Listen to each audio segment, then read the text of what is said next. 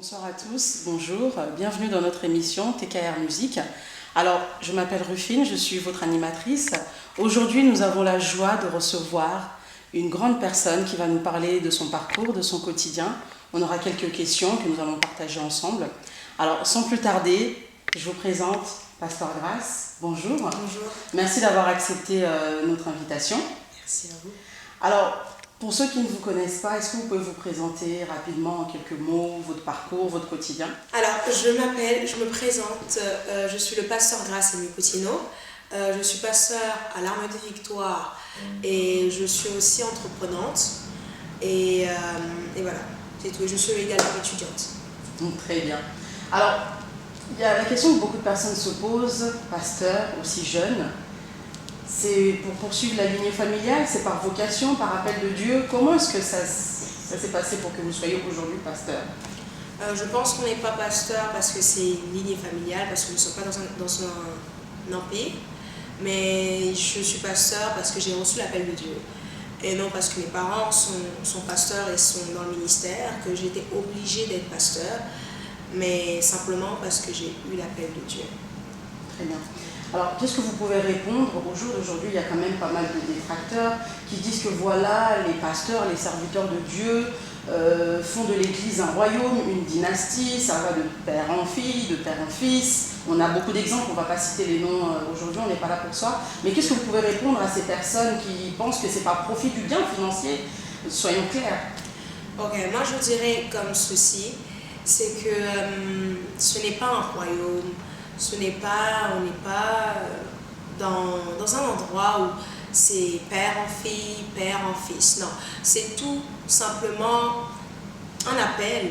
Et si le père ou la mère est pasteur et que l'enfant aussi est pasteur, ce n'est pas dans une lignée ou un transfert ou une hiérarchie. Non, c'est simplement parce que la personne a eu l'appel de Dieu. C'est la grâce de Dieu, c'est surtout une grâce de voir que dans une famille chrétienne où les parents sont pasteurs, qu'il y a aussi les enfants qui sont des sacrificateurs, qui sont dans les choses de Dieu.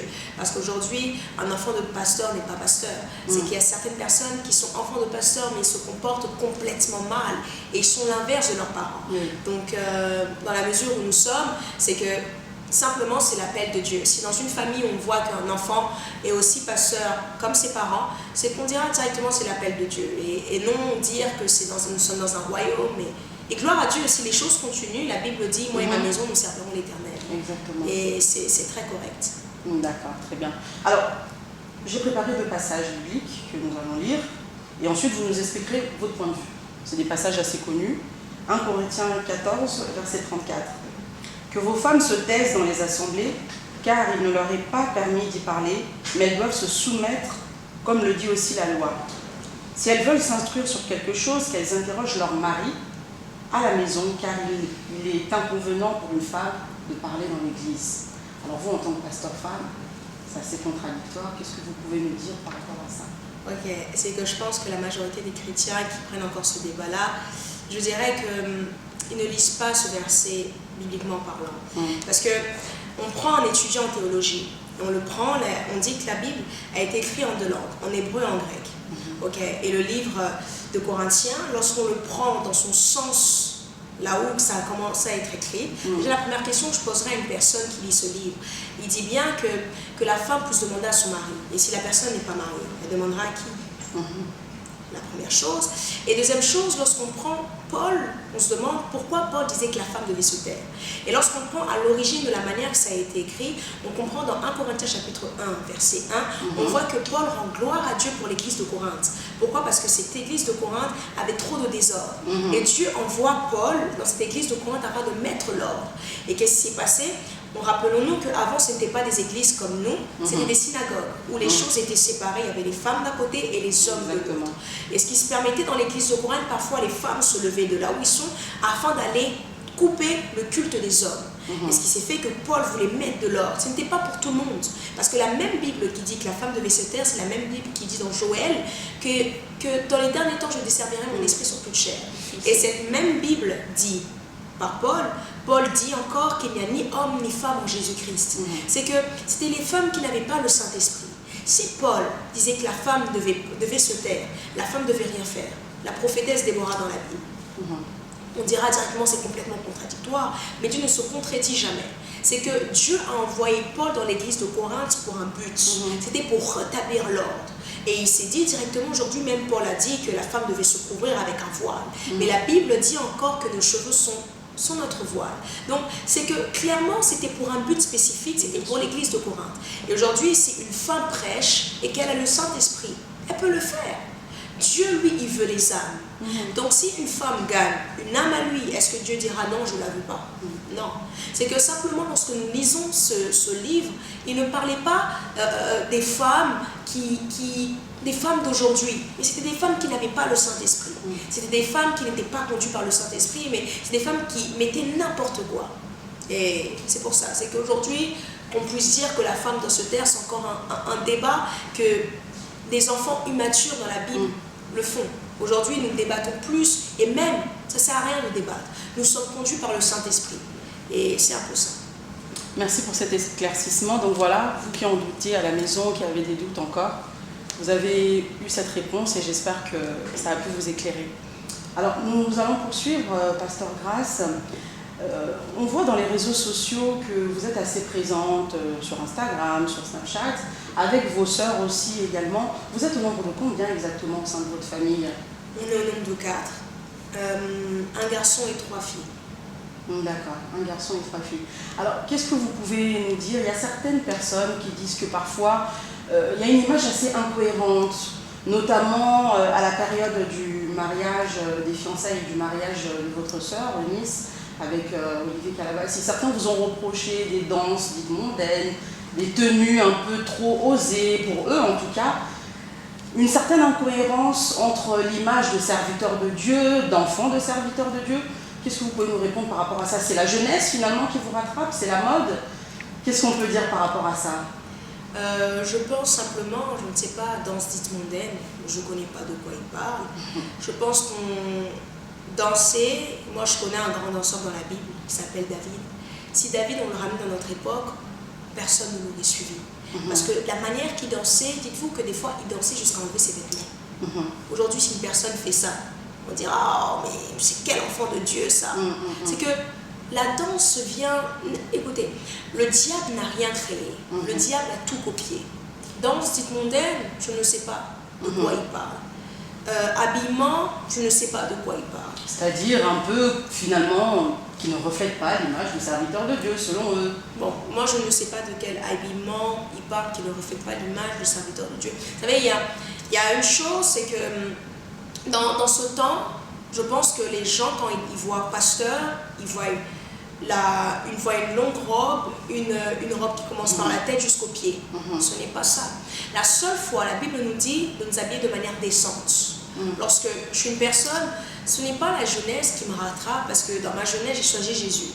Je suis une personne qui aime m'habiller. Et lorsque je m'habille, il y a beaucoup de personnes. Je vous dis juste une chose, il y a une fille qui a donné sa vie à Dieu parce qu'elle a aimé comment je m'habillais. Elle s'est dit, elle n'est pas vulgaire, elle ne montre pas quelque chose qui attire les hommes. Moi, j'aimerais bien rencontrer ton Jésus. Parce que si ton Jésus est capable de t'habiller comme ça, c'est que moi aussi, je suis capable de m'habiller comme ça. Et directement, elle a donné sa vie à Dieu. C'est que, dites, les danses dites mondaines, non, j'ai loué l'Éternel, j'ai dansé pour Dieu. Toutes ces personnes-là, ils ont dansé pour Dieu. Habillement, je ne sais pas. Lorsque même je m'habille, on peut le voir sur mes réseaux sociaux, il faut montrer une bonne image. On peut être jeune. Beaucoup pensent que la vie chrétienne, en étant jeune, est une vie ennuyante. Mais non, c'est que je leur montre simplement le refrain. Tu peux être jeune, bien t'habiller et servir Dieu.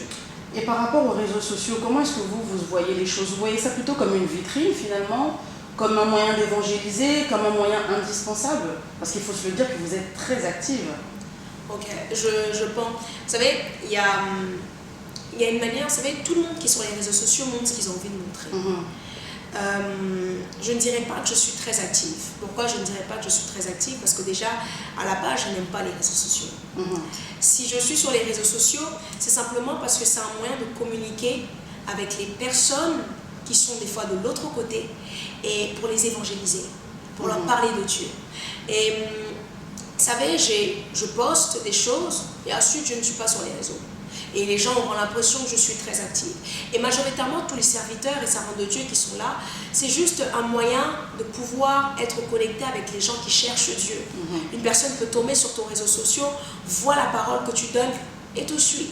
Mais il y a des gens qui sont vraiment très actifs. Mais je ne pense pas que si je suis, les gens peuvent dire que je suis beaucoup active, c'est pour un seul but. Tant que je gagne les gens qui sont devant de moi, qui sont en train de suivre, tant que les personnes qui sont là, je suis en train de leur présenter Jésus. C'est l'essentiel. Très bien. Alors on va passer sur un autre volet. Vous êtes enfant de serviteur de Dieu, un couple pastoral, donc on suppose que vous connaissez le Seigneur depuis votre enfance. Mais d'un point de vue personnel, quel est vraiment votre témoignage, une chose qui vous est arrivée avec le Seigneur, vous vous êtes dit, non, ça c'est pas la prière de mes parents, mais c'est vraiment la main de Dieu qui s'est manifestée. Une chose qui vous est arrivée où vous avez dit, non, j'ai vu Jésus vraiment. D'accord. Il y a plusieurs choses que j'ai pu vivre avec Dieu, où je dirais que... Une des plus importantes, du moins. Les plus importantes, quand mon père est allé en prison, j'avais 6 ans par là. Et j'ai grandi avec mes frères et sœurs. Et du coup, ma mère était à cheval entre Paris et Kinshasa. Du coup, c'est que qui faisait en sorte que je ne grandissais pas avec mes parents. Et j'ai appris à grandir seule. Normalement, j'avais 2 choix. Le premier choix était soit suivre le monde. Et complètement là, je suis en train de partir dans un chemin qui n'est pas le mien. Le deuxième choix, me dire que je me consacre. Vous savez, mes parents m'ont présenté Jésus. Et maintenant, il y a une deuxième étape, il faut que je m'accroche à ce Jésus qui me présentait. Combien de personnes ne les a présenté Jésus, mais ils ne se sont pas accrochés à ce Jésus-là. Et qu'est-ce que j'ai fait? Je me suis accrochée à Jésus dès l'âge de 6 ans. Et j'ai commencé à chercher Dieu. C'était plus un Jésus que mes parents m'ont parlé, mais c'était un Jésus que j'ai rencontré. Et après, plusieurs fois, j'ai eu cette relation-là avec Dieu. J'ai eu des expériences avec Dieu, où mes parents n'étaient pas là, mais Dieu était avec moi. Où je me souviens encore à l'âge de 7 ans, quand j'ai reçu mon appel au ministère. À l'âge de 7 ans? À l'âge de 7 ans. Il devait être 4 heures ou 5 heures du matin. Par là, j'étais en train de dormir dans ma chambre. Et directement, lorsque je dors, je rentre dans une vision. Où je fais un songe, où je me vois en train de prêcher.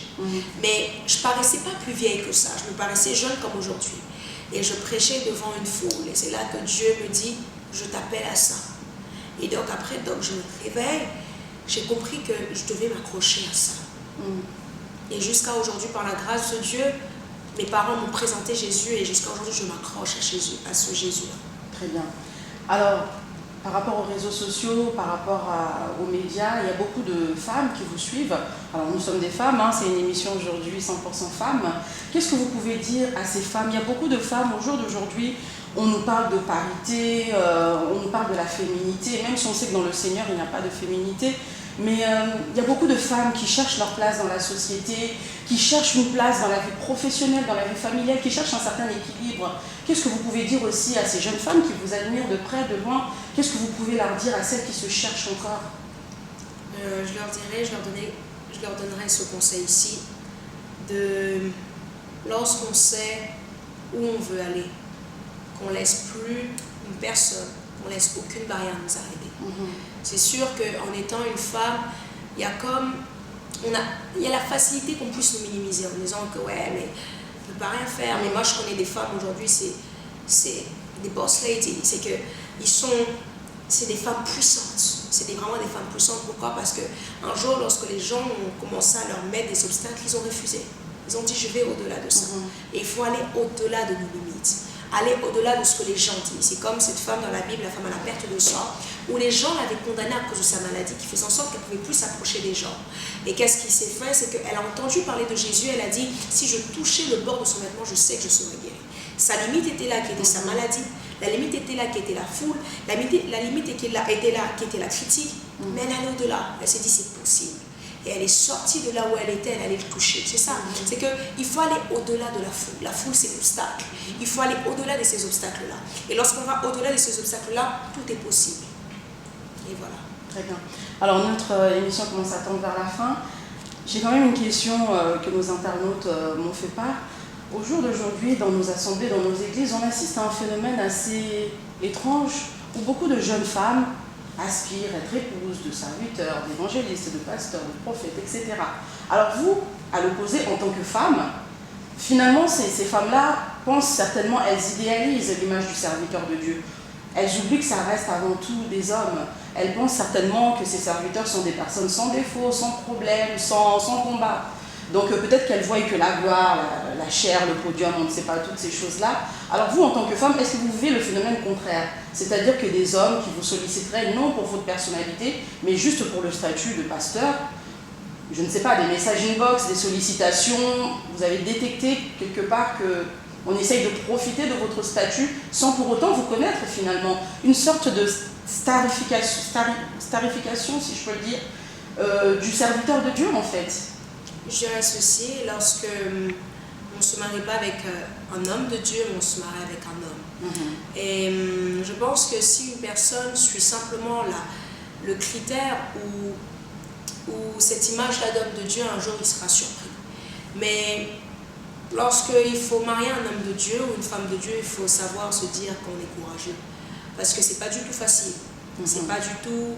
Moi aujourd'hui je vois juste l'image de mes parents et je me dis que c'est vraiment pas facile. Donc si c'est la volonté de Dieu, je pense que c'est vraiment un appel. Se marier avec une femme de Dieu, un homme de Dieu, c'est vraiment un appel. Et il faut vraiment beaucoup de courage, il faut vraiment beaucoup prier et il ne faut pas s'arrêter à c'est un homme de Dieu, une femme de Dieu, parce que c'est deux personnages complètement différents. Grâce-Aimée Coutinho n'est pas Grâce Coutinho, c'est deux choses complètement différentes. Le pasteur Grâce-Aimée Coutinho n'est pas cette femme Grâce Coutinho, c'est deux choses différentes. Et lorsque on essaiera de marier le pasteur Grâce-Aimée Coutinho, ça va être dommage.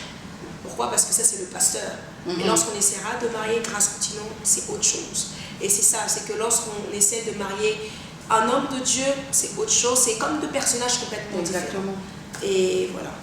D'accord. Et en termes de sollicitation, finalement, vous en avez? Il y a peut-être des personnes qui nous regardent et qui se disent « Ah, ça y est, donc c'est fini. » Voilà, notre émission tend vers la fin. Un petit mot pour clôturer actuellement vos projets, ceux qui veulent vous contacter, comment ça se passe, les invitations. Vous acceptez des invitations pour prêcher dans d'autres églises? Oui. On en voit très peu. Parce que je suis vraiment conduite par Dieu et il y a aussi mes autorités spirituelles. Donc lorsque mes autorités spirituelles acceptent que je puisse me déplacer, c'est important d'être encadré. Parce que lorsque tu as la chose de Dieu et que tu n'as pas d'encadrement, c'est le désordre. Et je suis une personne, par la grâce de Dieu, qui est vraiment soumise par mes autorités spirituelles et aussi à Dieu. Et du coup, quand je reçois des invitations, je fais en sorte de leur faire parvenir cela et me donne des directives. Et lorsque je prie, Dieu me dit d'y aller ou me dit c'est pas le moment, reste encore là. Très bien. Et les projets actuellement? Alors j'ai ma marque de vêtements, j'ai également aussi mon entreprise de location de voitures. Et par la grâce de Dieu, tout se passe très bien. Et pour me contacter ou peut-être pour commander des vêtements, voilà, pour commander des vêtements ou sinon pour les locations de voitures, l'Instagram est là et bientôt par la grâce de Dieu, un site internet sera disponible. Et ainsi pour me faire parvenir des invitations pour aller prêcher dans d'autres pays, etc. directement sur mon Instagram ou sinon sur mon adresse mail. Et directement, qu'est-ce qui se passera? Ça va être, il y aura une suite par rapport à l'invitation. Très bien. Voilà, nous arrivons à la fin de notre émission. Merci de nous avoir suivis et je vous dis à très bientôt. Bye bye.